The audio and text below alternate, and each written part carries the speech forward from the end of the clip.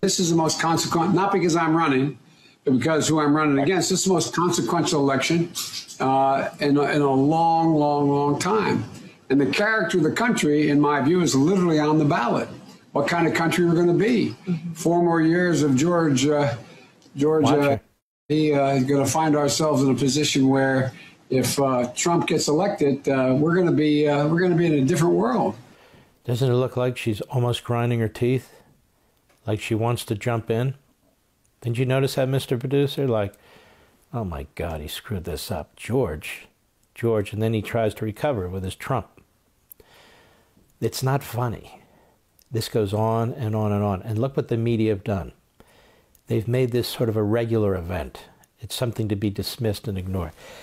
He does it again when he brags about the kind of organization he has for this campaign. Let's take a look at this. It's really bizarre. Go.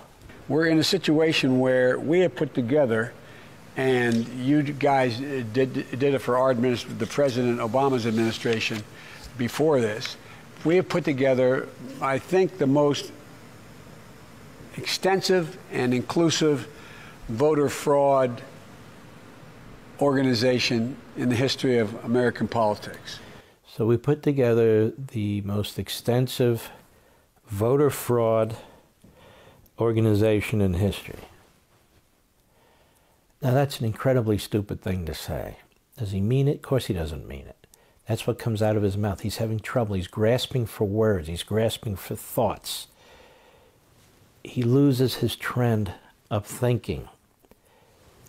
Ladies and gentlemen, that is an absolute telltale sign of early stages of dementia or even Alzheimer's. He's losing his place. And so it's not like he's making gaffes because he's a silly person. He's making gaffes because he's an ill person. I don't make fun of the fact that he's an ill person. I don't make fun of the fact that he has some form of dementia. I am furious with his wife. I am furious with his family. And I'm furious with the Democrat Party and the media who cover this up. They know damn well what kind of candidate he is, that he's incapable of serving as president. And for the radical left within the Democrat Party and the media, one and the same, truly, one and the same, they view him as a plaything. They're going to defend him. They're going to protect him. They want to install him, and then they want to remove him. Kamala Harris, the 25th Amendment, it's all lined up because he's not going to be capable of being president of the United States. He's barely capable of being a candidate. That's why he's in the basement.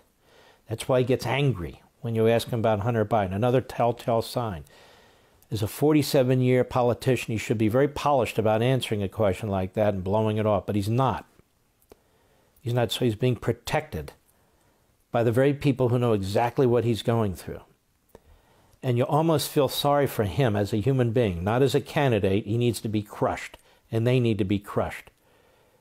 But he's being used. And what his wife should have told him, and what the party should have told him when he decided to run is, no, Joe, you're not up to it. We're not going to allow it. But instead, he was the horse that they decided to run in order to defeat the radicals initially, because they didn't think they could get elected, to try and get power through Joe and then effectively remove him under the 25th Amendment or some other scheme. Because I'm telling you right now, God forbid if he's elected. I pray he's not. It's going to get very, very ugly. The policies are going to be extraordinarily extreme. They're going to be anti-constitutional. And the man in the Oval Office is going to be mentally handicapped in a severe way.